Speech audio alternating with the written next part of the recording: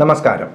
Indian റോഡുകളുടെ നിർമ്മാണം ഇനി അമേരിക്കയുടേതിന് സമാനം. നിതിൻ ഗഡ്കരി. 2024 ഇന്ത്യയുടെ റോഡുകളുടെ അടിസ്ഥാന സൗകര്യങ്ങൾ അമേരിക്കയിലേതുപോലെയാകുമെന്ന് റോഡ് ഗതാഗത ഹൈവേ മന്ത്രി നിതിൻ ഗഡ്കരി പറഞ്ഞു. ലോക്സഭയിൽ വെച്ചാണ് അദ്ദേഹം ഇക്കാര്യങ്ങൾ വെളിപ്പെടുത്തിയിരിക്കുന്നത്.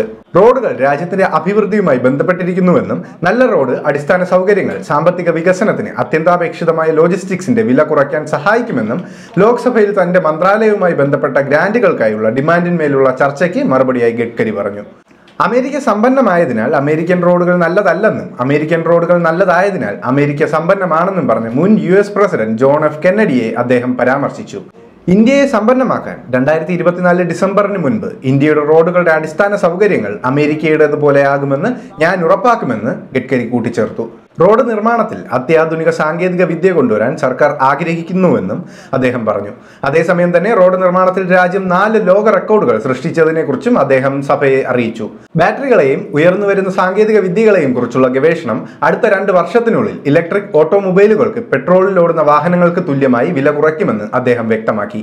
ലോക്സഭയിലെ അദ്ദേഹത്തിന്റെ പ്രസംഗത്തിന്റെ വീഡിയോ കാണാം. साल समाप्त होने के पहले मेरी कोशिश होगी कि श्रीनगर से आप 20 घंटे के अंदर मुंबई पहुंच जाओगे, ऐसा काम हो। हमारे लिए खुशी की बात है कि दिल्ली से जयपुर 2 घंटे में, दिल्ली से हरिद्वार 2 घंटे में, दिल्ली से देहरादून 2 घंटे में, दिल्ली से जयपुर 2 घंटे में, दिल्ली से अमृतसर 4 घंटे में और दिल्ली से मुंबई 12 घंटे में इसी साल हम दिसंबर के पहले कर सकेंगे। आज हमारे देश में केवल यहाँ काम हो रहा ऐसा नहीं है। हम लोग चेन्नई से बेंगलोर का रोड बना रहे हैं, वो भी 2 घंटे में हो जाएगा। काफ़ी लंबी लिस्ट है, पर मैं सम्मान्य सदस्यों को ये विश्वास दिलाना चाहूँगा कि राष्ट्रीय महामार्ग के ऊपर 2014 में हमारी सरकार आई। मैं निरंजन जी आपको कोई कॉन्ट्राडिक्ट नहीं कर रहा हूं, केवल वस्तुस्थिति बता रहा हूं। ये जोजिला टनल थी, ये इसका मंजूरी आपके सरकार ने दी थी। बाद में इसके बाद 4 बार टेंडर हुआ। एक बार टेंडर आया तो एक ही टेंडर आया, रिजेक्ट किया गया। दूसरे बार टेंडर आया तो ILFS को मिला, वो ILFS की हालत खराब होगी तो टेंडर टर्मिनेट हो गया। तीसरे बार टेंडर आया, उसमें भी अड़चन आई क्योंकि 12,000 करोड़ कॉस्ट बढ़ गई। फिर कैबिनेट में जाना पड़ा, तो मेरे समझ में नहीं आया कि ये कॉस्ट क्यों बढ़ रही है। और मैं केवल, ये मेरा श्रेय नहीं है, हमारे अधिकारियों का है। और दिल्ली में एक एसोसिएम करके एक संस्था है जो उद्योग और व्यवसाय में काम करती है, उनको मैंने कहा कि आप इसके ऊपर 1 दिन का वर्कशॉप लीजिए। और नॉर्वे से लेकर दुनिया के सब लोगों को बुलाया और टेक्निकल और फाइनेंशियल क्वालिफिकेशन के बारे में, ना मैं चार्टर अकाउंटेंट हूँ ना मैं इंजीनियर हूँ, पर मुझे वर्ली बांद्रा सी लिंक मुंबई में बना, एक्सप्रेस हाईवे बना, थोड़ा अनुभव था। तो मैंने कहा ये टनल की कॉस्ट एग्जैगरेटेड है, इसके टेक्निकल क्वालिफिकेशन बदले। और उसमें इंडियन कॉन्ट्रैक्टर को इनकरेज किया गया। 12,000 करोड़ की एस्टिमेट कॉस्ट थी।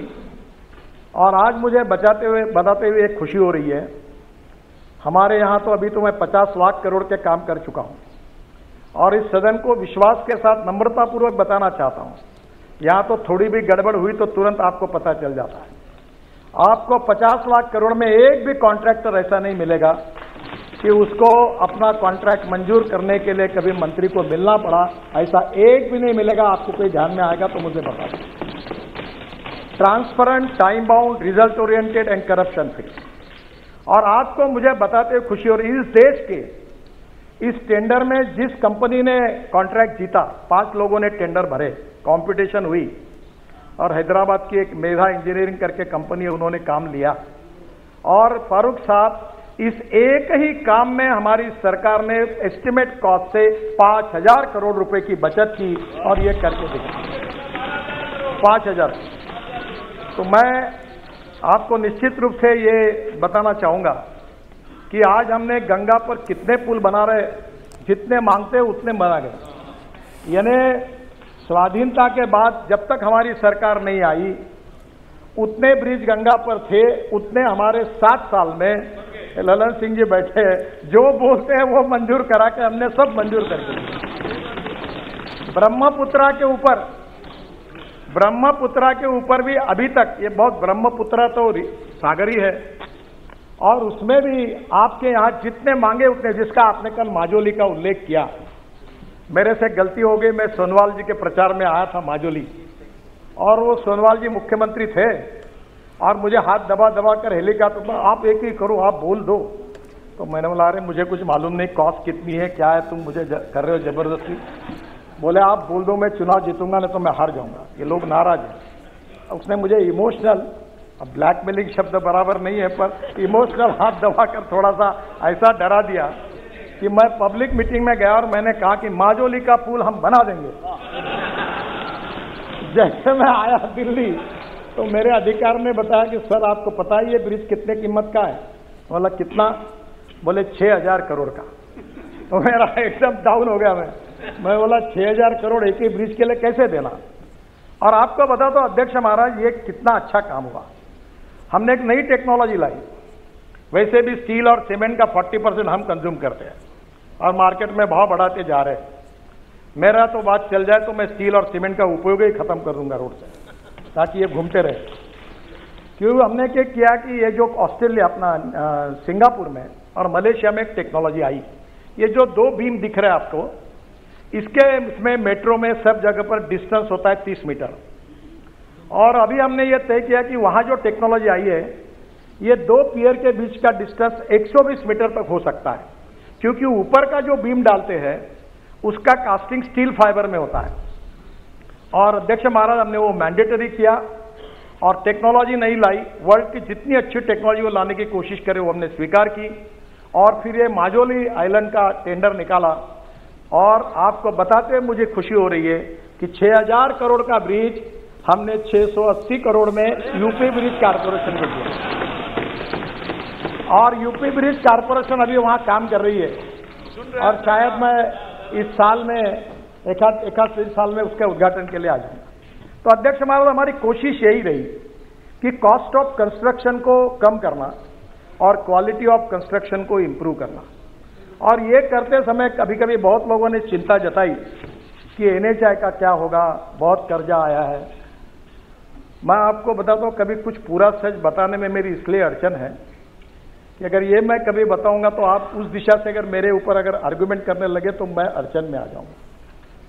ये मेरा सौभाग्य रहा कि देश का पहला BOT प्रोजेक्ट, मैं महाराष्ट्र में मंत्री था तो मुझे करने का सौभाग्य मिला, ठाणे भिवंडी बाईपास। तो ठाणे भिवंडी बाईपास बनाया तो उसमें पहला टोल प्रोजेक्ट हुआ।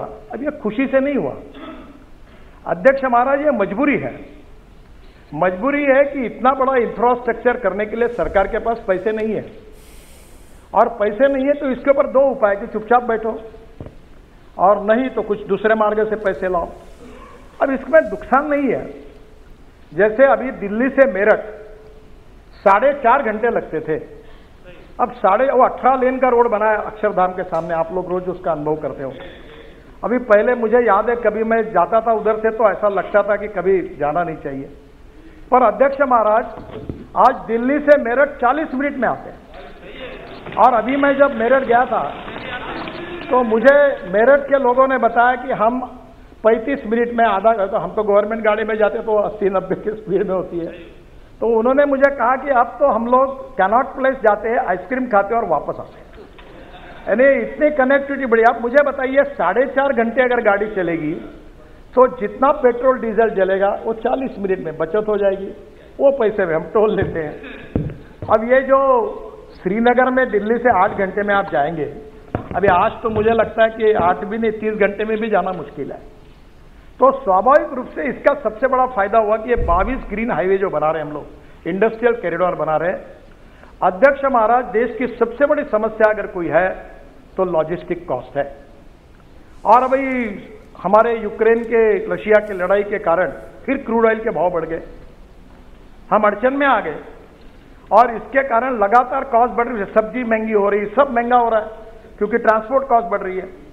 और वर्ल्ड में चाइना की लॉजिस्टिक कॉस्ट 8 से 10% है, अमेरिका की लॉजिस्टिक कॉस्ट 12% है, यूरोपियन कंट्रीज की 12% है, और हमारे यहाँ एक ट्रक यहां से निकलता तो मुंबई जाने के लिए 50 घंटे लगते हैं। अब अध्यक्ष महाराज, दिल्ली और मुंबई हाईवे बनने के बाद एक कार से 12 घंटे में जाएगा और ट्रक 22 घंटे में जाएगा। तो आधे से ज़्यादा अगर समय बचेगा, मशीन कम होगी तो डीजल जो है वो भी कम होगा, तो लॉजिस्टिक कॉस्ट कम होगी। तो हम लोग जो पोर्ट कनेक्टिविटी जो हमने नोट्स निकाले हैं, वो गतिशक्ति में भी 800 नोट्स निकाले हैं। केवल डिस्ट्रिक्ट को 4 लेन से नहीं जोड़ रहे, पोर्ट को जोड़ रहे, इंडस्ट्रियल कॉरिडोर, इंडस्ट्रियल क्लस्टर को जोड़ रहे, फिशिंग के लिए जोड़ रहे, एग्रो प्रोसेसिंग इंडस्ट्री को जोड़ रहे।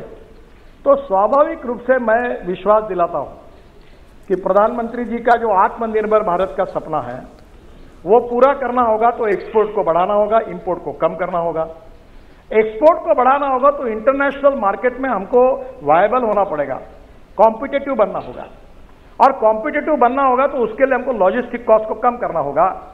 और इसलिए ये जो रोड इंफ्रास्ट्रक्चर खड़ा हो रहा है, जिसका उल्लेख सम्मान्य सदस्यों ने किया था कि आज देश का 70% गुड्स ट्रैफिक रोड पर है और 90% पैसेंजर ट्रैफिक रोड पर है। पर मैं आपको विश्वास के साथ बताना चाहता हूं कि जो नए एनएच बन रहे, ग्रीन एक्सप्रेस हाईवे बन रहे, ग्रीन एक्सप्रेस हाईवे का मतलब यह है कि पुराने रोड को हमने छोड़ दिया। मेरे साथ एक तमिलनाडु का अच्छा लड़का काम कर रहा, अभी वर्ल्ड बैंक में बहुत होशियार था, मेरे स्टूडेंट था।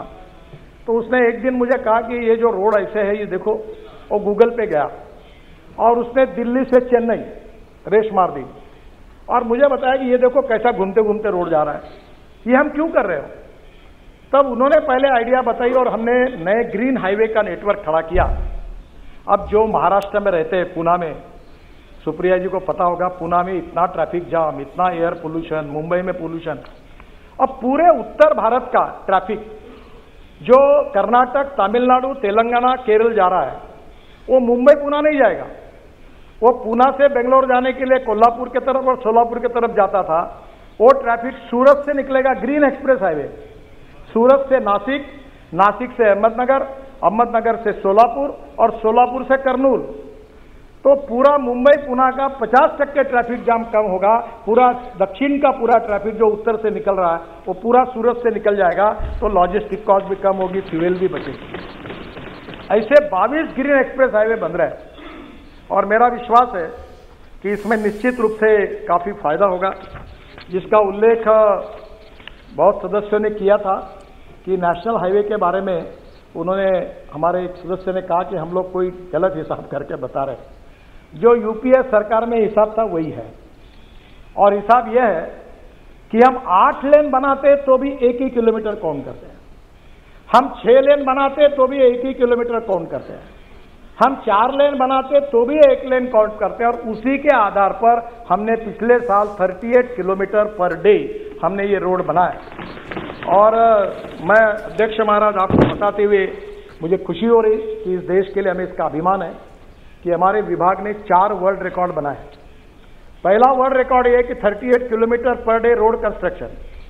कोई इसमें ऐसा कोई हमने कई गलत फिगर नहीं बनाई, जो रिकॉर्ड था उसी से बनाया। उल्टा वेस्टर्न कंट्रीज में 8 होगा किलोमीटर बनाया लेन, तो बोलते 8 किलोमीटर बनाया। हम 8 किलोमीटर को 1 ही किलोमीटर कह रहे, जो यूपीए सरकार में पद्धति वैसी पद्धति से बनाया। 38 kilometre highest in the world. दूसरा हमने किया अभी just 1 week ago, we constructed road length of 50 kilometre single lane in 100 hours, longest length of flexible pavement DBM course road construction in 100 hours, world record हो गया। This record happened on the section of Delhi Vadodara greenfield alignment in Panchmahal district of Gujarat. फिर दूसरा record हुआ जो है 1.38 kilometre, ये तो अभी बताया मैंने आपको।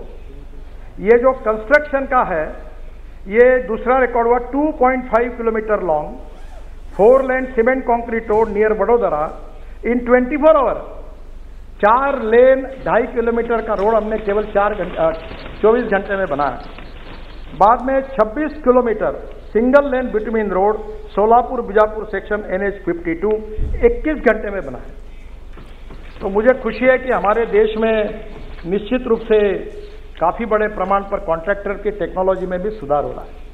सर, आप बहुत से लोगों ने क्वालिटी के बारे में कहा, मैं थोड़ा आपको नम्रतापूर्वक कहना चाहता हूं। जो रोड अभी बने हुए हैं, जो रोड 2 साल पहले बने हुए हैं, जो रोड 3 साल पहले बने हुए हैं, जो रोड 4 साल पहले बने हुए और जो रोड 5 साल बने हुए आपके कॉन्स्टिट्यूंसी के, मुझे आप बताइए कि उस रोड पर एक भी गड्ढा है क्या? उस रोड पर बताइए। प्रॉब्लम क्या हुआ मैं आपको बताता हूं। प्रॉब्लम यह हुआ है कि जो रोड हमने अभी तक बनाए नहीं वो रिपेयर करते हैं। ये भी एक गोरख धंधा है। वो हर साल 1 इंच का बिटुमिन लगाते हैं रोड मेंटेनेंस के नाम पर, और हर बार सब खुश रहते, सभी लोगों को फायदा होता है। ये आप सबको पता है। मैंने इसको बंद करा है और मैंने कहा वन टाइम डेवलपमेंट में जो, क्योंकि मैं मेरे कॉन्स्टिट्यूंसी में 350 किलोमीटर सीमेंट कॉन्क्रीट रोड बना चुका हूं। आप कभी नागपुर आइए तो कोई गड्ढा ही नहीं दिखेगा आपको, कितने भी बरसात आने दो। तो हमने क्या किया कि एक 6 इंच व्हाइट टॉपिंग की टेक्नोलॉजी निकाली और पूरे तरह कॉन्क्रीटिंग कर दिया है। जो ब्लैक कॉटन सॉइल है वहां प्रॉब्लम होता है, इसलिए जो मेंटेनेंस के प्रॉब्लम है वो आपके सही है। और इसमें एक एनुअल प्लान बनता था, और एनुअल प्लान बनने के लिए उसकी हर स्टेट की एक लिमिट रहती थी कि तुम इतना दो, तुम इतना दो, तुम इतना दो। फिर वो उसको फिर झंझट, इतनी लैंड एक्वायर किया, चक्कर काटने का काम। मैंने एक दिन सेक्रेटरी को, काय के लिए करते हो, पैसा है ना अपने पास, हटाओ लिमिट कैंसिल कर दी।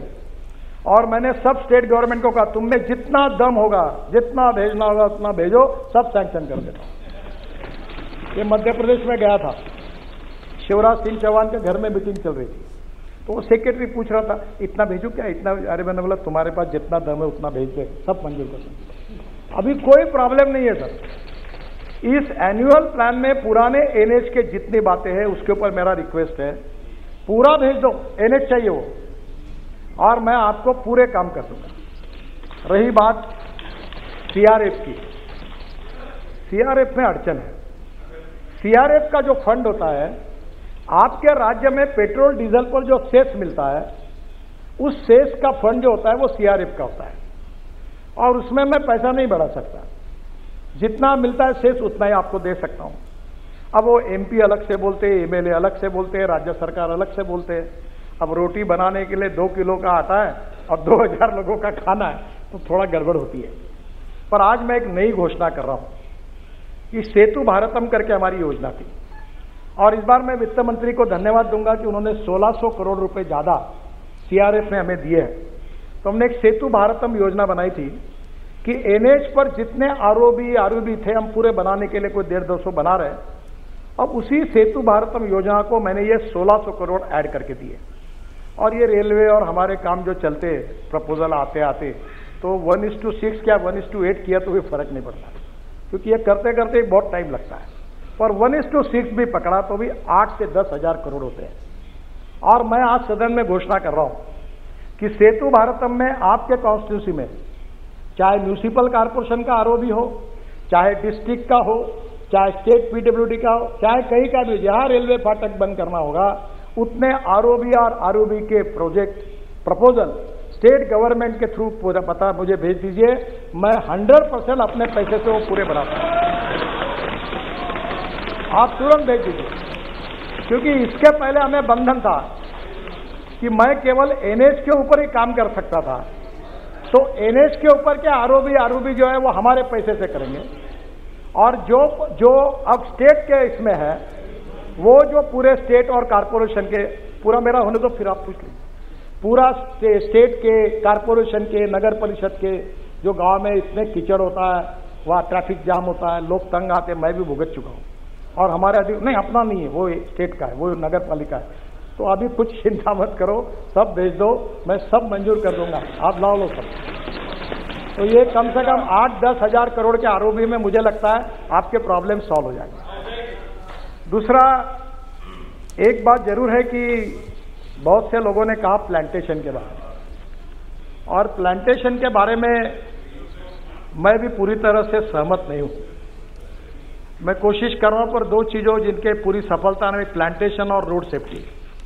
तो प्लांटेशन में प्रॉब्लम यह है कि अभी हमने ये जो राजमुंदरी करके अपना आंध्र प्रदेश का एक डिस्ट्रिक्ट है, वहाँ बहुत अच्छी नर्सरी है, हाईएस्ट व्यू फ्रॉम दैट। तो मैंने नियम किया कि 3 मीटर का ही पेड़ लगना चाहिए एनएच पर। तो इनके यहाँ के नर्सरी के पूरे पेड़ खत्म हो गए, क्योंकि अब वो मिले नहीं। अभी नर्सरी भी खोल रहे हैं, और इकोलॉजी एंड इन्वायरमेंट के लिए हमारी कटिबद्धता है। और मैं ये कंस्ट्रक्शन में काम करते हुए अब मैं समझ गया हूँ कि पेड़ को काटना ठीक नहीं है, और इसलिए सुप्रीम कोर्ट ने 4 धाम के प्रोजेक्ट में हमें परमिशन दी है। अब हम कोर्ट में मामला जीत गए, बद्रीनाथ, केदारनाथ, गंगोत्री, यमुनोत्री को जोड़ने के लिए। फिर भी हमने निर्णय किया है कि हम देश में 1000 कॉन्ट्रैक्टर ऐसे तैयार करेंगे जो केवल ट्रांसप्लांटेशन का काम कर सकते हैं। हम पेड़ तोड़ेंगे नहीं, हम ट्रांसप्लांट करेंगे। अध्यक्ष महाराज, आपको कभी समय मिलेगा तो हम एक स्टेट ऑफ आर्ट प्रोजेक्ट एक एयरपोर्ट के पीछे द्वारका एक्सप्रेस हाईवे कर रहे हैं सर। 30,000 करोड़ का प्रोजेक्ट है 10 किलोमीटर में, और वो जो प्रोजेक्ट है वहां हमने 12,000 ट्री को मैंने आग्रह से कहा नहीं तोड़ना, ट्रांसप्लांट सक्सेसफुली किया है। इसमें अलग अलग प्रकार की टेक्नोलॉजी है और निश्चित रूप से इस देश में 1000 कॉन्ट्रैक्टर ऐसे तैयार करेंगे, पर पेड़ उनको पैसा देंगे और इसके बाद पेड़ काटेंगे नहीं, ट्रांसप्लांट करेंगे। यही कोशिश हम करेंगे, ये मैं आपको बताना चाहता हूं। सर, एक बात रोड सेफ्टी की है, मुझे आपका भी सहयोग चाहिए।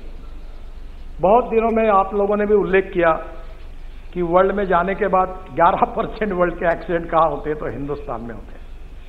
मरने वाले लोग ज्यादा कहाँ है, तो हिंदुस्तान में। 5 लाख एक्सीडेंट होते, 1.5 लाख लोगों की मौतें होती है। अब मुझे बताइए, 3 लाख लोग दिव्यांग बन जाते हैं, हाथ पैर टूट जाते हैं, 3% जीडीपी का नुकसान होता है, और ये बहुत ही क्लेशदायक है। इसमें रोड इंजीनियरिंग का भी कारण है। मैं अपने डिपार्टमेंट की जिम्मेदारी लेता हूं। ब्लैक स्पॉट्स, आपने सही कहा, ये डीपीआर बनाने में क्वालिटी अच्छी नहीं है, और इसलिए रोड सेफ्टी को ध्यान में लेकर मैंने कहा ये डीपीआर वाली आउटडेटेड सिस्टम को बंद करो, और PMC, project management consultancy law, और इसको प्रोफेशनल इस समय जो वर्ल्ड के कंसल्टेंट थे वो भाग गए हमारे यहां से। तो मैंने हमारे अधिकारियों को पूछा कि तुम्हारा हार्ट ऑपरेशन करना है तो टेंडर निकाल के कारपोरेशन के हॉस्पिटल में क्यों नहीं जाकर अपना ऑपरेशन करते हो? तब आपको ऑपरेशन करना होता है तो आपको अच्छा डॉक्टर चाहिए। डीपीआर बनाते समय लोएस्ट आता है उसको, तो वो जो सब घटिया काम करता है। तो अब इसके बारे में हमने डीपीआर बनाने के बारे में काफी सुधार किया है, और वर्ल्ड की बेस्ट टेक्नोलॉजी, बेस्ट कंपनी को ज्वाइंट वेंचर करके जो बेस्ट सक्सेसफुल प्रैक्टिसेस है उसको लाना है। मैं तो अक्सर ये बात कहता हूं कि innovation, entrepreneurship, science, technology, research, skilled and successful practices, we name it as a knowledge, and conversion of knowledge into wealth is the future. और इसलिए टेक्नोलॉजी में हमारे इतना लोग काम कर रहे हैं, आईआईटी अच्छा काम कर रहे हैं, हमारे इंजीनियर्स अच्छा काम कर रहे हैं, हमारे स्टार्टअप अच्छा काम कर रहे हैं। और आप लोगों ने भी कल मुझे सुझाव दिया ना, मैंने 2 सुझाव आपके स्वीकार किए। एक किसी ने कहा, मैं नाम भूल रहा हूं, अध्यक्ष महाराज, उनने कहा आधार कार्ड के ऊपर, शायद श्रीनिवास पाटिल जी ने कहा था, आधार के कार्ड के ऊपर, जिसके बाद आधार का कार्ड है और वहां टोल है, तो आधार का कार्ड देखकर मानकर उसको तुरंत पास इशू किया जाए। तो मैं सजेशन मान्य करता हूं, जहां भी ऐसे टोल बने और वहां के स्थानिक लोगों की अड़चन होती है, आधार कार्ड को लेकर पास बनाकर देंगे। दूसरा एक है कि 60 किलोमीटर के बीच में टोल नहीं आता है, और कुछ जगह चालू है। मैं आज सदन को विश्वास दिलाता हूं, बहुत बार ये गलत काम हो रहा है, इलीगल है। मैं बार बार कहता हूं, पर पैसे मिलते इसलिए डिपार्टमेंट हाँ करते हो। हाँ, ये इनका कितने दिन मेरे से झगड़ा किया इन्होंने, बोले जी ने बहुत। अब मैं बता रहा हूं कि इसके बाद 3 महीने के अंदर 60 किलोमीटर के अंदर एक ही टोल नाका होगा, दूसरा होगा तो वो बंद किया जाएगा। क्योंकि लोगों को जरूर है कि हमें पैसा भी चाहिए, इसका मतलब लोगों को तकलीफ नहीं देनी चाहिए। तो आज ये जो रोड सेफ्टी की बात हुई, इसमें अभी हमने रोड इंजीनियरिंग में सुधार करने के लिए काफी उपाय किया। ऑटोमोबाइल में इंडस्ट्री का भी मैं मंत्री हूं, बहुत इंडस्ट्री मेरे ऊपर नाराज हो गई क्योंकि इकोनॉमिक मॉडल को मैंने 6 एयरबैग मैंडेटरी कर दी। तो उनने कहा कॉस्ट बढ़ेगी, तो मैंने कहा कॉस्ट बढ़ेगी तो बढ़ने दो, गरीब मरता है तो मरने दो और धनवान को बचाओ, ऐसा है क्या मतलब यहां। इसके बाद इस देश में इकोनॉमिक मॉडल, छोटा से छोटा कोई नैनो मॉडल हो, हर गाड़ी में 6 एयरबैग्स लगेगी, ये हमने मैंडेटरी कर दिया ताकि हमारे लोगों की जान मिल जाए। अध्यक्ष महाराज, अभी तो गाड़ियों में इतना सुधार हो रहा, मैं बाद में बताने वाला हूं उसके बारे में, पर एक बात जरूर है कि रोड इंजीनियरिंग के साथ एजुकेशन की भी बहुत जरूरत है। रूल्स ऑफ द रोड, कानून के प्रति सम्मान भी नहीं और डर भी नहीं। मैं अपने स्टूडेंट लीडर जब था यूनिवर्सिटी का, तो मुझे याद है, मुझे बताते हुए शर्म आ रही है कि मैं स्टूडेंट यूनियन के चेयरमैन का चुनाव लड़ रहा था, तो पैसे नहीं रहते थे, पेट्रोल नहीं, डीजल नहीं, गाड़ी नहीं, तो एक स्कूटर थी, विजय स्कूटर। तो मैं बोलता था 4 दोस्तों को, एक चौथा जरा ठीक से बैठ, वो टायर पे बैठ और नंबर प्लेट पे हाथ रख। अब जो चला जाता तो पुलिस वाला चिट्ठी मार रहा था, नंबर ही नहीं मिलता था, हम चले जाते। अब मुझे वो दिन याद हो रहा है कि हम क्या गलती कर रहे थे। अब आज स्थिति ऐसी हो गई है कि आज भी लोग ग्रीन सिग्नल, रेड सिग्नल कोई पालन ही नहीं करते। और मैंने आपके अध्यक्षता में एक कमेटी निकाली है, हर मेंबर ऑफ पार्लियामेंट उसका अध्यक्ष होगा जिले में, कलेक्टर उसका बोर्ड सचिव होगा। और हमारे यहाँ महाराष्ट्र में मैंने एक बार महाराष्ट्र में एक्सीडेंट को मराठी में अपघात कहते हैं। ये जो सुप्रिया जी बैठी है, ये पुणे कोल्हापुर रोड पर एक जयसिंहपुर बाईपास था, मैं मंत्री था, एक जगह पर 150 लोग मरे थे, पर सरकार ने सुधार नहीं किया था। और इसलिए हमने इस प्रकार से जो आपके जिले में, आपके कॉन्स्टिट्यूंसी में जितने एक्सीडेंट होते हैं, आप चिंता करो, आप विजिट करो, आप कलेक्टर को, एसपी को, कमिश्नर सब आपके कमेटी में, उनको बुलाओ, कारपोरेशन को, एनएच को, स्टेट पीडब्ल्यू नोटिस दो कि यहाँ लोग मरे, अगले बार कोई मरेगा तो आप जिम्मेदार होंगे, इसको सुधारो। और ऐसे कैसे नहीं सुधारते? आरटीओ को बुलाओ। आरटीओ वाले मेरे से बहुत नाराज है क्योंकि मैंने आरटीओ की 18 सेवाएं डिजिटलाइज कर दी, आरटीओ में जाने की जरूरत ही नहीं। पर इस बात में उनको बुलाइए। और आप उस कमेटी के अध्यक्ष हैं, हर महीने मीटिंग करें। मेरे यहाँ ये राज्यसभा के सदस्य डॉक्टर महात्मे, पद्मश्री मिली है उनको, वो कैटरैक्ट में उन्होंने रिकॉर्ड ऑपरेशन बहुत अच्छे हैं। मैंने उनको कार्याध्यक्ष बना दिया, मुझे समय नहीं मिलता। आपको बताता हूं, इतनी मीटिंग होती है हर महीने में और इतने स्पॉट किए और हर जगह वो कार्रवाई कर रहे हैं। मैं आप सबको हाथ जोड़कर अनुरोध करता हूं, कोई लड़ाई में जितने लोग नहीं मरते, कोई कोविड में जितने लोग नहीं मरते, रोड एक्सीडेंट में 1.5 लाख लोग मर रहे हैं और मरने वाले लोगों में 18 से 45 वयोवर्ष के 65% लोग हैं, यंग लड़के हैं। परसों में हमारा एक्सीडेंट हुआ, मुझे बताते हुए दुख हो रहा है, इनको मालूम होगा। एक गाड़ी में वर्धा के रामदास टर्स यहां बैठे मेंबर ऑफ पार्लियामेंट, इनके कॉन्स्टिट्यूंसी में, इनके गांव के ढाबे में गए, वहां खाना खाया और वहां से आते समय 140 किलोमीटर के स्पीड से 7 बच्चे एमबीबीएस पार्ट 1 के होशियार लड़के, पूरी गाड़ी अंदर गई और 7 के 7 मर गए। मैं आपसे अनुरोध करता हूं कि इसके बारे में जनता के सहयोग के बिना, लोगों के सहयोग के बिना और लोक प्रतिनिधियों के सहयोग के बिना यह मामला नहीं निपटा जा सकता। केवल कितना भी फाइन बढ़ाया, नया मोटर व्हीकल एक्ट आप सबके सहयोग से मंजूर हुआ, कार्रवाई कर रहे हैं, पर मेरा आपसे अनुरोध है कि आने वाले समय में एक्सीडेंट को रोकने के लिए आप सबका सहयोग चाहिए। आपके जिले के, आप अभी परसों मैंने जवाब में कहा था कि हमारे यहाँ भी ये ब्यूरोक्रेटिक सिस्टम ऐसी होती है कि वो एक्सीडेंट का ब्लैक स्पॉट है, फिर सेंट्रल ऑफिस को भेजो।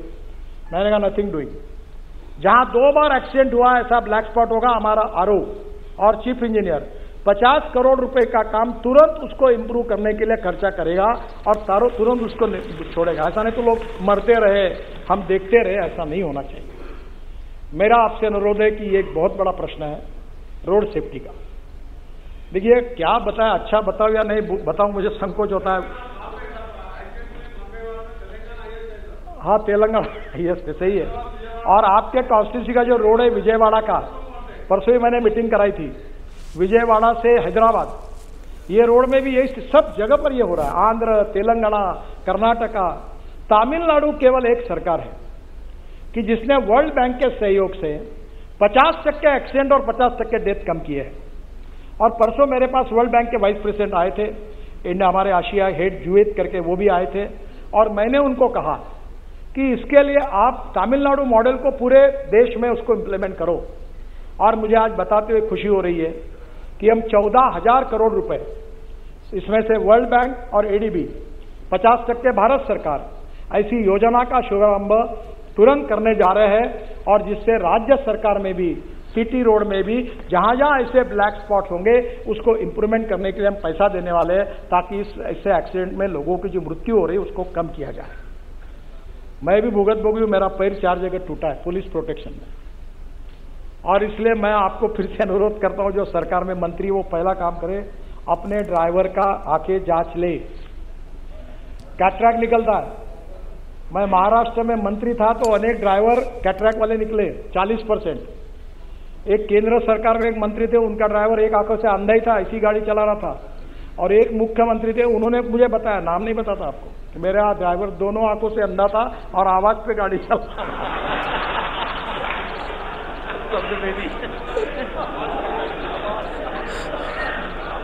अब मैं आपसे अनुरोध करता हूं, आप जितने लोग हैं सर, पहले अपने गाड़ी के ड्राइवर का आंखों की जांच अच्छे डॉक्टर से कराइए। पीने वाला नहीं चाहिए, हाँ, पीने वाला तो बिल्कुल नहीं और इसलिए मुझे लगता है कि आपके सपोर्ट के बिना, आपके अवेयरनेस के बिना नहीं होगा।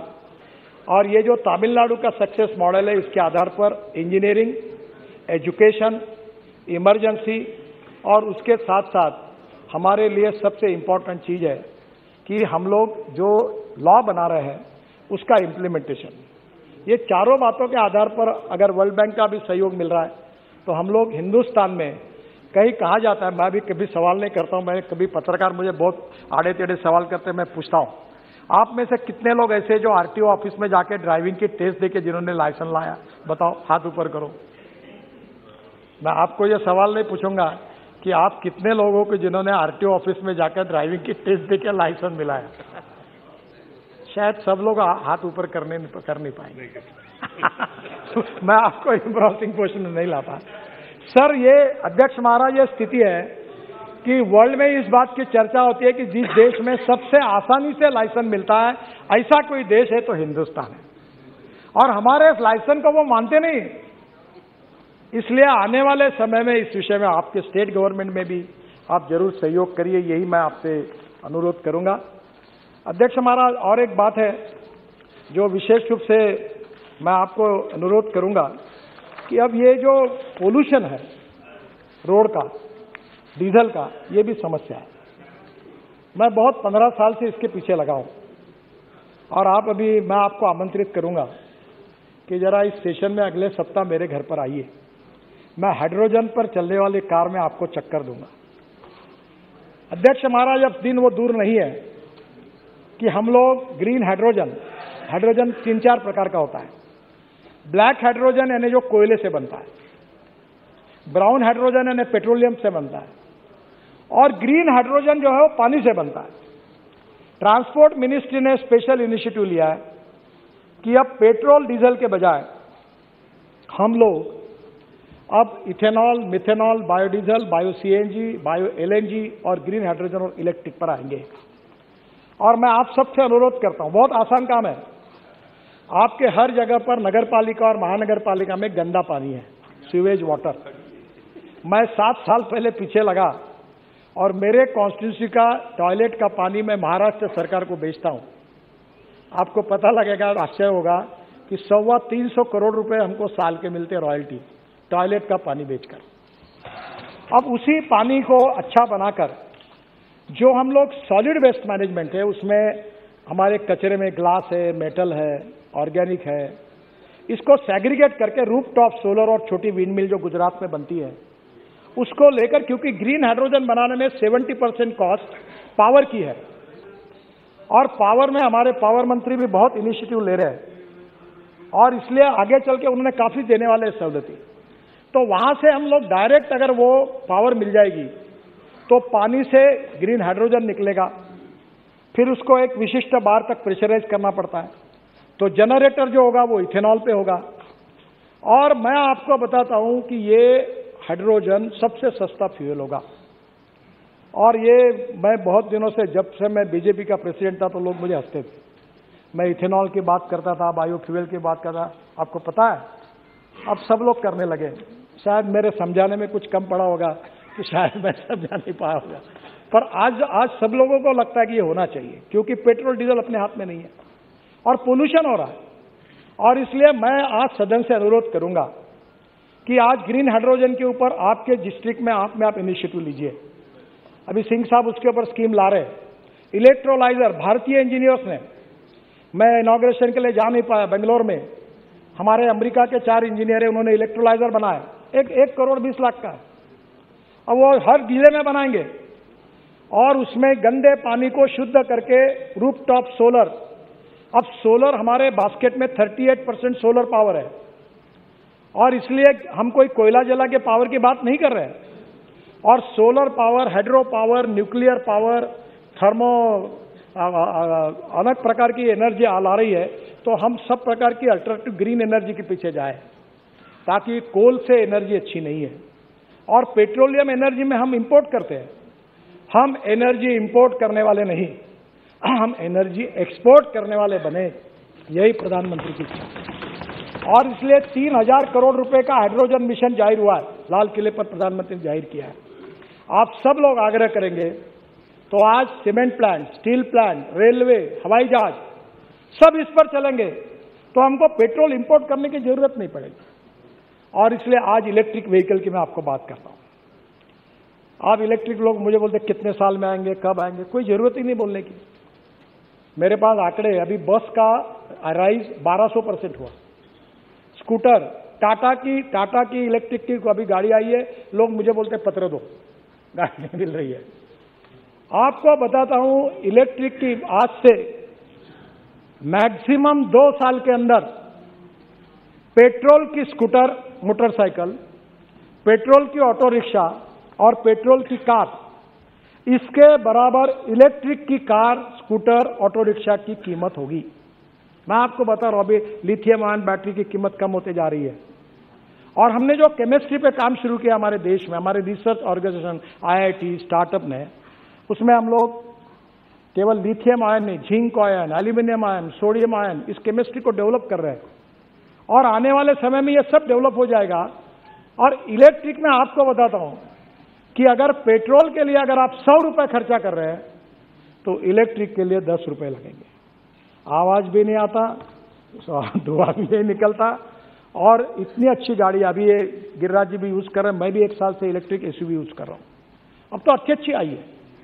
इसके साथ सबसे बड़ी बात हमारे सरकार ने की, इथेनॉल लाया। अब इथेनॉल जो है वो फ्लेक्स इंजन लाया हमने। फ्लेक्स इंजन की एडवाइजरी इशू की है टोयोटा, सुजुकी और हुंडई, तीनों ने भी एक्सेप्ट किया है कि 6 महीने के अंदर गाड़ियां आएंगी। और अभी TVS और बजाज और हीरो, तीनों की मैंने लॉन्च भी कर दी स्कूटर। 100% पेट्रोल और 100% bio ethanol. Ethanol 62 rupees litre, petrol अब मालूम नहीं आज क्या भाव होगा। और अब इथेनॉल की कैलोरिक वैल्यू पेट्रोल के ऊपर लाने की भी टेक्नोलॉजी लाई है। वो आकर मैंने इंडियन ऑयल के चेयरमैन और उनको प्रेजेंटेशन दिया है। तो आने वाले समय में हमारा किसान, गन्ना उत्पादक किसान, sugarcane juice to ethanol, B molasses to ethanol, C molasses to ethanol, corn to ethanol, broken rice to ethanol, biomass to ethanol. हम वेस्टलैंड पर बांबू लगाए, बांबू टू इथेनॉल। आसाम में बांबू से इथेनॉल बनना शुरू हो गया। और इसलिए मैं आपको यह कहना चाहूंगा कि आत्मनिर्भर भारत अगर बनाना है तो 25,000 करोड़ 5 साल के बाद हमारा इंपोर्ट क्रूड ऑयल पेट्रोलियम का होगा। उसको अगर बचाना है तो आज हमको import substitute, cost effective, pollution free और इंडिजीनियस फ्यूल पे जाना होगा। और हमारा प्रयास है कि ये फ्यूल जल्दी आ जाएगी तो निश्चित रूप से आने वाले समय में पोल्यूशन भी कम होगा। जो दिल्ली की आज स्थितियां है वो नहीं रहेगी।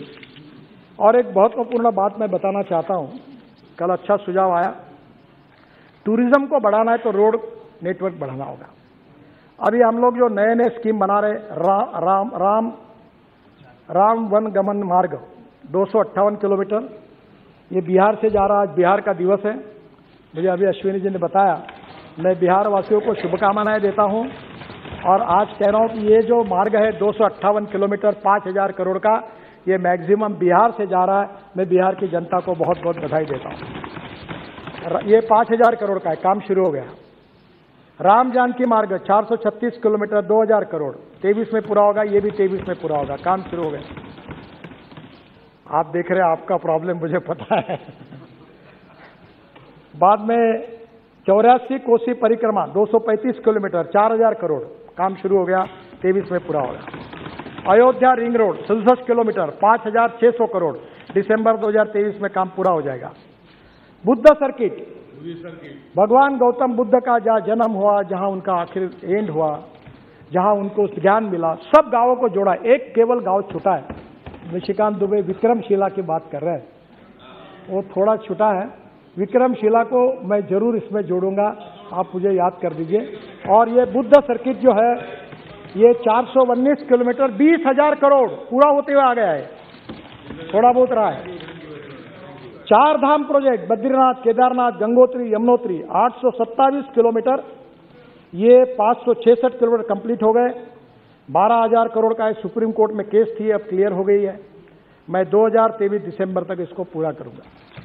एक मेरा सपना था, वो बहुत कठिनाइयां आ रही है कि मानस सरोवर को पिथौरागढ़ से, उत्तराखंड के पिथौरागढ़ से जाना, और वो काम चल रहा है। विशेष फाइटर जेट हेलीकॉप्टर को यूज करके वहां मशीन पहुंचाइए, -5 डिग्री, -3 डिग्री। अब बीआरओ का काम केवल बाकी है। 85% रोड पूरा हुआ है।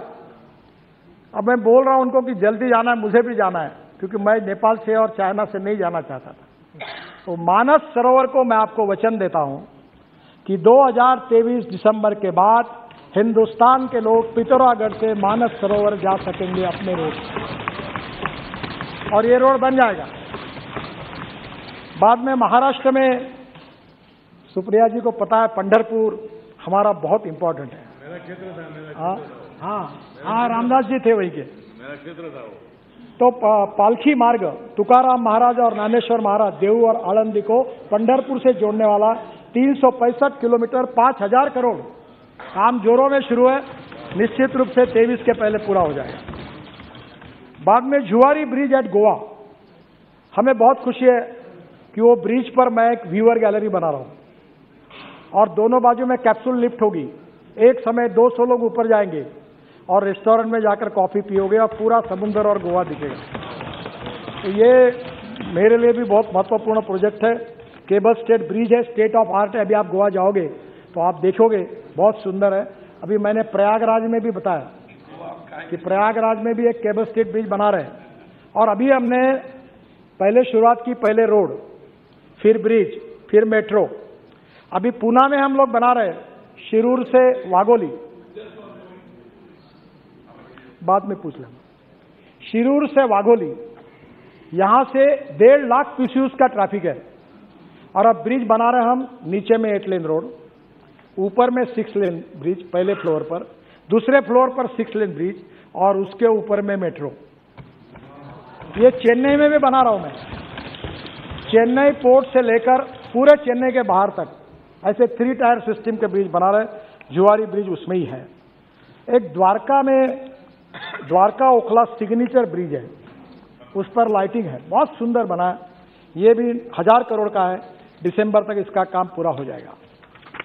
जहां तक आपने जो बात की है अधीर रंजन जी ने, सर हमें विरासत में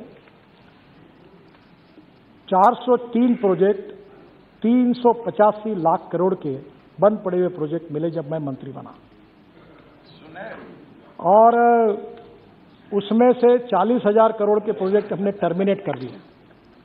और उसमें से ये दिल्ली जयपुर, ये दिल्ली हरिद्वार, गाला खाया कितनी खाई मैंने। ये बैठे वो कॉन्ट्रैक्टर कहते कहते 50 मीटिंग हुई, कितने लोग चले गए, मुख्यमंत्री बदल गए।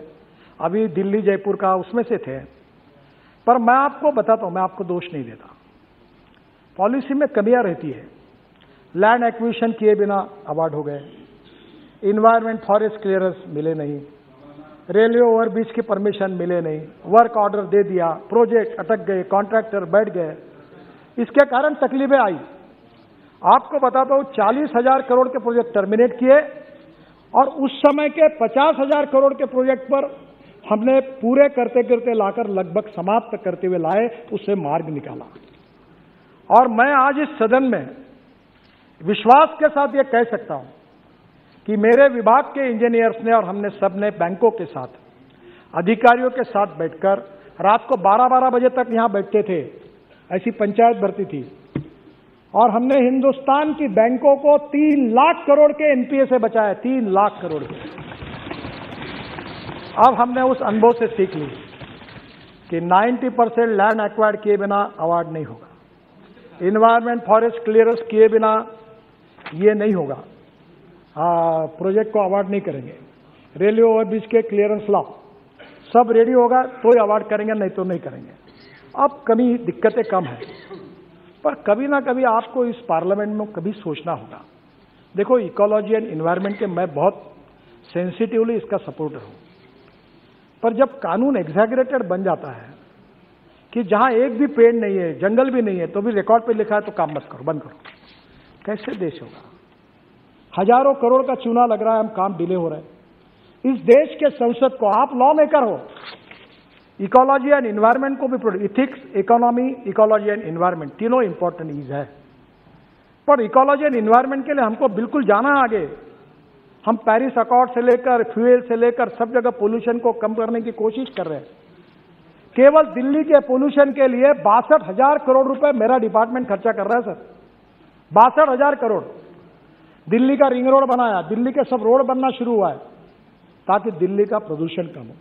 एक धौला कुआं का था, मैं रोज नागपुर से आता था प्लेन से, रोज 1 घंटा वो धौला कुआं पे बैठ के गाड़ी में देखता था, रोज बोलता था क्या हुआ, ये कैसे करें। मेरा क्या बोले एनएच नहीं है, मैंने बोला नहीं है ना एनएच, आओ इधर, इसको 5 किलोमीटर एनएच जाहिर कर दो ताज पैलेस तक और बनाओ काम तो हो गया काम। आज धौला कुआं पर भटकते नहीं है। और आज इसलिए मैं आपको यही कहना चाहूंगा कि कभी तो भी 1980 का फॉरेस्ट इन्वायरमेंट एक्ट उस समय बना था, एक साइड पेंडुलम इधर चला गया था। अब थोड़ा सा इस संसद को मैं अनुरोध करूंगा, हमें विकास भी चाहिए, रोजगार भी चाहिए, एक्सपोर्ट भी चाहिए, पर्यावरण भी चाहिए। हमें ऐसा एक्सेंट्रिक सोच के नहीं होगा, कभी ना कभी आदरणीय अधीर रंजन जी, आप सब पार्टी के लोग मिलकर एक बार इसमें पॉलिटिक्स न लाते हुए देश के इंटरेस्ट में, हमारे देश के इंफ्रास्ट्रक्चर को, हम एक डेवलप कंट्री है, इसके लिए किस प्रकार के कानून और नियमों के जाना चाहिए, इसका जरूर सोचिए। नहीं तो एक एक काम के पीछे हर साल 20-20 हजार, 30-30 हजार करोड़ स्टे मिल जाते हैं। आपको मैं बताता हूं, मुझे बताते हुए दुख होता है, कोई ये कहने के लिए नहीं आता मेरा रोड करो, काम शुरू करो। जो लोग आते हैं वो इसलिए आते हैं कि काम रोको, काम स्टे करो।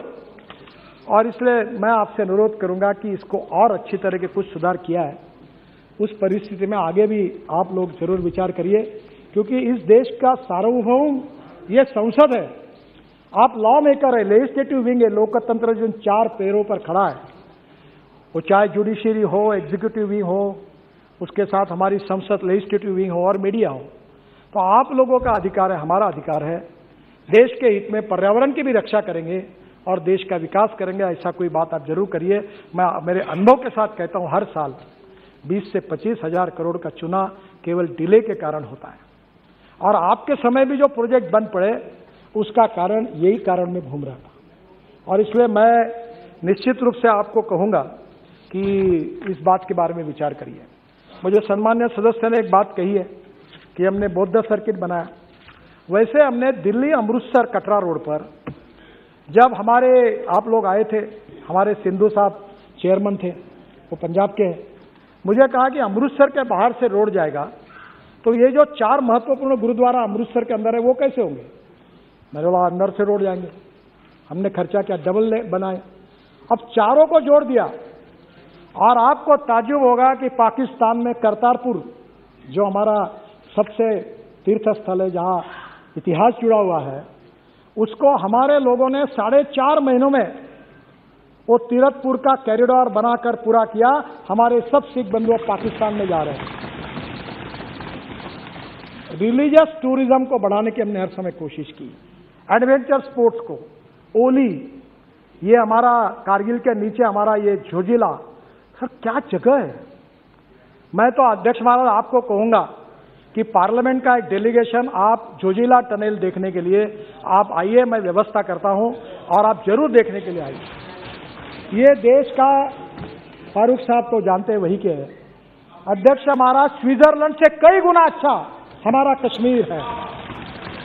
और वहां अगर टूरिज्म बढ़ेगा तो कश्मीर में कोई गरीबी नहीं रहेगी, कोई भूखमरी नहीं रहेगी, सब रोजगार मिल जाएगा। और आज वहां हम एडवेंचर स्पोर्ट, हमारे आइस के ऊपर के स्पोर्ट, मैंने गवर्नर से बात की है और इसीलिए हमने उसको विकसित किया है टूरिज्म को। एक बात रही है जो हमारे यहाँ विशेष रूप से जैन सर्किट की भी बात निशिकांत जी ने रखी। मैंने आज बैठकर बहुत काम किया है, पर अभी भी मुझे लगता है कि जैन समाज और आप सब लोगों के सुझाव लेकर मैं इस सदन को आश्वस्त करता हूं कि जैन सर्किट इसको भी हम बनाकर उसको भी जोड़ने का काम करेंगे, ये विश्वास यहाँ देता हूं। एक और अच्छी बात हुई है जिसका आप लोग फायदा लीजिए। अभी प्रधानमंत्री जी ने मेरे विभाग के पास ropeway, cable car, funicular railway दिए हैं। अभी ये जो रोड ट्रेन है ना, रोड ट्रेन में 2 बसेस इलेक्ट्रिक केबल पे चलती है, तो उसमें एकदम टिकट सस्ता हो जाएगा। ये ट्राम जो थी आपकी कलकत्ता की, वैसी वो टायर पर चलने वाली बस है। रोपवे, केबल कार, कल मेरे यहाँ प्रेजेंटेशन है डॉफलवेयर कंपनी का, हवा में उड़ने वाली, हवा में चलने वाली 250 लोग बैठकर उड़ने वाली बस तैयार की उन्होंने। ये देश, दुनिया बदल रही है। अब रोप के में देखो, मेरे 47 प्रोजेक्ट मंजूर किए हैं 20,000 करोड़ के, जिसमें Kedarnath, Hemkund Sahib gurdwara, Neelkanth Mahadev temple Rishikesh, Hanumangarhi temple Nainital, Trimbakeshwar temple Harihar fort Nashik, बाद में 18 रोपवे है जो हिमाचल प्रदेश में, उत्तराखंड में है, जो वो 6,000 करोड़ के 11 प्रोजेक्ट्स है। जम्मू एंड कश्मीर, उत्तराखंड, हिमाचल प्रदेश, मणिपुर, सिक्किम, सब जगह में बना रहे। मैं आपसे अनुरोध करता हूं कि आपके शहर में भी अब पहले मेट्रो बनाते, मेट्रो की सब आग्रह करते। मेट्रो की कॉस्ट पर किलोमीटर 350 करोड़ है, और मैं आपको 2 करोड़ पर किलोमीटर के मेट्रो बनाने का मार्ग बताऊंगा। ये हो सकता है, और इसलिए ब्रॉडगेज पर हमने मेट्रो बनाई अभी नागपुर में, मेरे कॉन्स्टिट्यूंसी में, और रेलवे मंत्री जी ने उसको बहुत समर्थन दिया है। और अब light rail transport, ropeway, cable car, funicular railway, अब पब्लिक ट्रांसपोर्ट ऑन इलेक्ट्रिसिटी हमारी जरूरत है। ये पेट्रोल डीजल की बसेस बंद करिए। मैं कश्मीर आया था, मैंने एलजी साहब को कहा कि तुम्हारी बसेस देख रहा था, हॉर्न छोड़कर सब बजता है। बिहार में ऐसी बसेस है, हॉर्न बजाने की जरूरत ही नहीं। उत्तर प्रदेश, बिहार में ऐसी। योगी जी परसों मुझे मिलने के लिए आए, मैंने कहा इलेक्ट्रिक बसेस लो। अब मुंबई में 900 इलेक्ट्रिक बस आ रही, पूना में 500 बसेस आ रही, नागपुर में 200 बसेस आ रही, इलेक्ट्रिक बस है। आपको मैं बताता हूं, अब जमाना बदल गया, और इसलिए आने वाले समय में रोपवे, केबल कार, इसके लिए आप लोग प्रपोजल लेके आइए। मैं 100% भारत सरकार के पैसे से आपको ये सब बनाने के लिए मदद करूंगा, ये विश्वास देना चाहता हूं। सर, हम लोग लॉजिस्टिक पार्क बना रहे हैं। लॉजिस्टिक पार्क में करीब 35 मल्टी मॉडल लॉजिस्टिक पार्क है, और मुझे लगता है अध्यक्ष महाराज, मुझे 5-1 मिनट में खत्म, बहुत सी बातें पर मैं संक्षिप्त में खत्म कर दूंगा। तो मैं आपको ये कहूंगा कि हम लोग करीब 35 मल्टी मॉडल लॉजिस्टिक पार्क बना रहे हैं। ये जोगी, कौन सा, जोगी गोफा, आसाम का, काफी काम हो गया है। इसके साथ हम चेन्नई में बना रहे हैं, वर्धा में बना रहे हैं, पूना में बना रहे हैं। हमारा मॉडल बहुत सिंपल है, लैंड राज्य सरकार दे, बाकी खर्चा हम करेंगे, और रोड के बाजू में लॉजिस्टिक पार्क बना देंगे, pre cooling plant, cold storage सब बना के देंगे। मैं निश्चित रूप से आपको इस बात का अनुरोध करूंगा। अब रोड के बाजू में, मैं रोड बनाने के पहले जमीन का रेट होता है 25 लाख। आजकल मुझे बहुत लोग मिलने के लिए आते हैं, बोलते हैं आप मेरे मित्रों एक काम करो। मैंने बोला क्या? बोले रोड की अलाइनमेंट बताओ कहाँ से जा रही। मैं बोला तुमको क्या करना है? बोले तुमने अलाइनमेंट बताने के बाद मैं जमीन खरीद लूंगा। तो मैंने बोला तुमको क्यों बताऊंगा? अब मैं आपको कह रहा हूं कि राज्य सरकार को कहो। मैंने अभी हरियाणा के सरकार को कहा कि गुड़गांव, नोएडा, अब ये सब पैक हो गए। मैंने बोला एक्सप्रेस हाईवे के बाजू में नया गुड़गांव बनाओ, नया नोएडा बनाओ, बिहार में, पटना में, इधर नए industrial clusters, food park, resident नए बना सकते हैं। नई मुंबई पैक हो गई, पूरी खत्म हो गई। और इसलिए आने वाले समय में रोड नेटवर्क जो ग्रीन हाईवे बना रहे हैं, उसके बाजू में logistic park, smart city, smart villages बन सकते हैं। और इसके लिए भी मैं सदन को अनुरोध करूंगा कि इसमें आइए।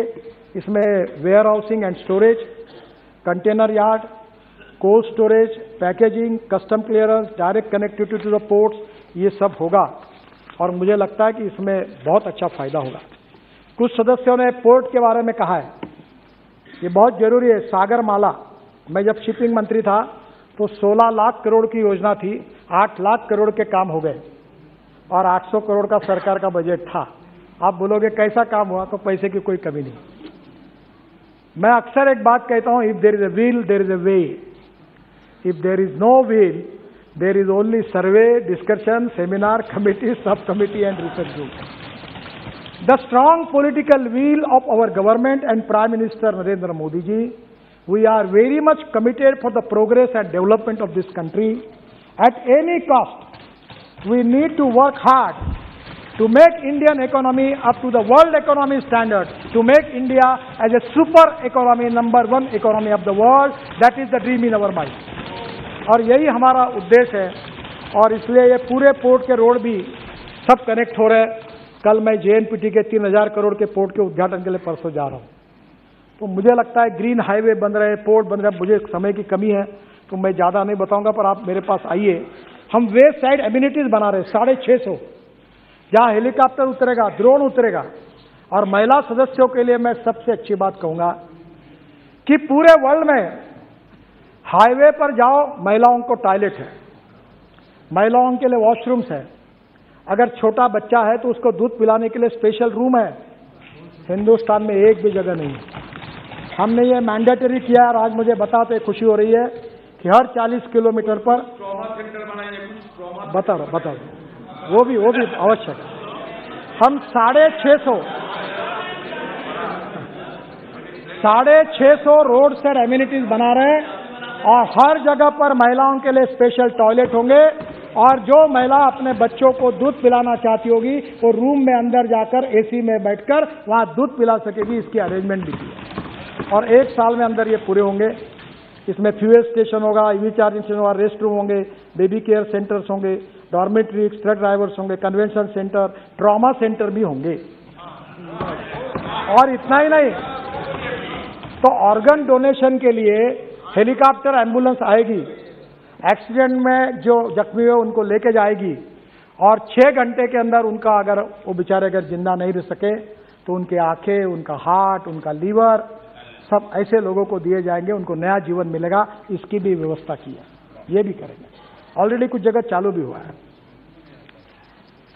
ड्रोन भी आएंगे आने वाले समय में। दिल्ली से आपका सामान ड्रोन में आएगा और उड़ते उड़ते जाएगा और आपके पास पहुंच जाएगा। हाँ, बहुत सपना दिखा रहे हैं, देख भी रहे हैं।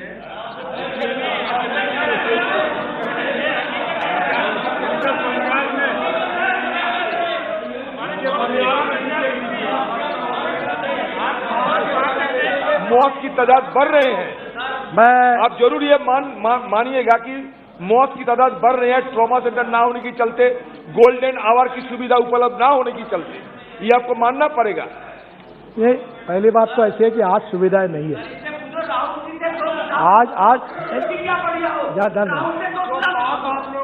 आज पहली बात ऐसी है कि आपका सुझाव बिल्कुल बराबर है। आज पर्याप्त सुविधाएं नहीं है, इसमें कोई गलत नहीं है। पर मैं आपको एक बात विश्वास के साथ बताता हूँ, ये महाराष्ट्र के जितने एमपीज बैठे हैं ना, मैं पिछले 40 साल से राजनीति में हूँ और मैं ब्लंट भी हूँ। मैं जहाँ से चुनाव लड़ता हूँ हजारों लोगों के सामने भी बोलने की ताकत रखता हूँ कि एक मैं करूँगा नहीं, मेरा होगा नहीं, तुम आओ मत फिर से। मैं आपको बताता हूँ कि जितना आज तक मैंने अपने लाइफ में कहा है, मैं नम्रतापूर्वक बताता हूँ कि मुझे कोई भी व्यक्ति वो सवाल नहीं पूछ सकता कि आपने ये बोला और ये नहीं होगा। अगर एक आधा काम नहीं होगा, अब उसमें कोई अड़चन आएगी, सुप्रीम कोर्ट ने स्टे दे दिया, इन्वायरमेंट ने काम बंद कर दिया, तो मैं कुछ कर नहीं सकता। पर मैं जो होने लायक है वो ही बताऊंगा, और आप कभी आपको मन में संशय आएगा तो मैं इसलिए बताया कि इस अधिवेशन में अगले सप्ताह से रोज क्वेश्चन आवर खत्म होने के बाद मेरे पास आइए, मेरे अधिकारी इधर बैठेंगे, इधर आप बैठो, आइदर यू कन्विंस मी और कन्विंस बाय मी। आपका जो भी सुझाव होगा उसके ऊपर अमल किया जाएगा, क्योंकि आप इस देश के मालिक हैं। ये देश आपके अधिकार से चलेगा, आपके दृष्टिकोण से चलेगा, आपके विचारों से चलेगा, क्योंकि आप लोग जो है वो इस देश के निर्माता हैं। मैं हमारे अधिकारियों को कहता हूं, जब मेंबर ऑफ पार्लियामेंट आ रहा उसका मैं कहना सीरियसली लो, तुम अपनी बात पर मत जाओ, और वो जो बोल रहा है वो काम हर संभव होना चाहिए और वो पूरी तरह करने की कोशिश मैं करूंगा, ये विश्वास मैं आपको देता हूं।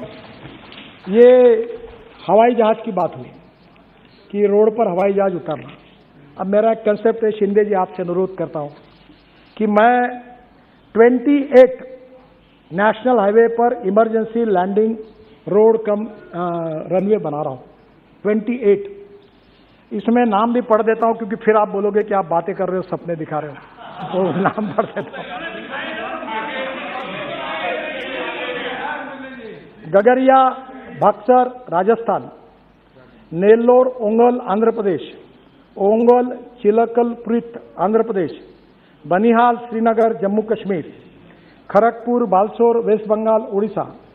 Remaining 23 are awaiting clearance from Indian air force, वो भी प्रपोजल गया है। और सर बिहार में भी है, मैं बाद में आपको लिख दूंगा, नॉर्थ ईस्ट में भी है। मैं आप उसका एयरफोर्स का क्लियरेंस के लिए रुका हुआ है, वो प्रपोजल गया है। मैं आपको इतना ही बात कहूँगा कि मेरे ये जो एयर स्ट्रिप बनी है वहाँ 300 मील एयरपोर्ट नहीं है। राजस्थान में हम गए थे बाड़मेर में, तो मेरा आपसे अनुरोध है कि एक छोटा सा एक 2 विमानों के लिए एक छोटा एयरपोर्ट बनाओ आप। जब विमान उतरेगा तो रेलवे फाटक जैसा बंद होता है वैसा रोड ट्रैफिक बंद हो जाएगा, विमान उतर के एयरपोर्ट चला जाएगा। एयर स्ट्रिप मैंने फुकट में बना दिया आपको एक 3-4 करोड़ का एयरपोर्ट बना लो, लगे तो लाइट भी लगा दो उसमें, नाइट लैंडिंग में हो जाएगा, मैं अनुमति दे दूंगा। और मेरा कैपिटल जो है कुछ नहीं, 0 है, मैंने आपके लिए बना के दिया, रोड कम है वो। और जब वो प्लेन उड़ने के लिए आएगा तो फिर रोड ट्रैफिक बंद करो, आएगा उड़ जाएगा, फिर रोड चालू हो जाएगा। अब दिन में 2-3 जाते हैं। अभी ये बाड़मेर गया था, बाड़मेर जहाँ से पाकिस्तान दिखता था, वहाँ 300 किलोमीटर एयरपोर्ट नहीं है। आप उड़ान स्कीम में छोटे छोटे प्लेन लगा दो, चालू कर दो, तो इन लोगों का फायदा हो सकता है। और हमारी जगह आपको free of charge without any royalty आपको देने के लिए हम तैयार हैं। अगर ये होगा तो आप जरूर करिए, ये सब जगह हो रहा है। सर हमने काफ़ी नई टेक्नोलॉजी लाई है और टेक्नोलॉजी का उपयोग करेंगे, मैं उस पर जाता नहीं। इलेक्ट्रॉनिक टोल का 97% कलेक्शन हो गया है। अब मैं GPS सिस्टम लाना चाहता हूँ, टोल ही नहीं रहेंगे। अब टोल नहीं रहेंगे तो कुछ अखबार वाले लिख देते कि टोल खत्म होगा, टोल नहीं खत्म होगा। If you want good services you have to pay for it. मुझे लोग पूछते हैं टोल कब माफ करोगे, मैंने बोला तुम यहाँ 5 स्टार होटल में कार्यक्रम करते हो तो क्या फुकट में मिला क्या आपको? अगर फुकट में करना था तो रामलीला मैदान पे बैठना था, जब यहाँ बुलाते हो तो पैसा देना पड़ेगा। तो अभी GPS सिस्टम है और आपके गाड़ी में GPS लगा देंगे, अब मैंडेटरी कर दिया, और वहां से रिकॉर्ड होगा आपने कहां से एंट्री की, कहां से निकले, और आपके बैंक अकाउंट से पैसा जाए, कोई आपको अड़ाएगा नहीं, कुछ नहीं। तो उसको भी लाने की कोशिश कर रहे हैं।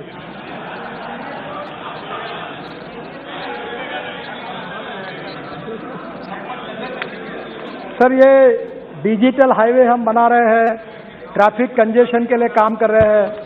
अभी TOT है, TOT के बाद टोल ऑपरेट ट्रांसफर, फिर हम लोग इन्विट कर रहे हैं। अब इन्विट में मुझे आपका सहयोग चाहिए। मैं अब इस देश के गरीब लोगों के पैसे से हाईवे बनाना चाहता हूं। हमारे पास पैसे की कोई कमी नहीं है। आप में जितना दम होगा उतने रास्ते मांगो, मैं सब कर दूंगा। मार्केट से खड़ा होता पैसा। अभी बैंक के चेयरमैन मेरे पास झगड़ा करते, बोलता मेरा पैसा लो, बोलता मेरा पैसा, कोई पैसा।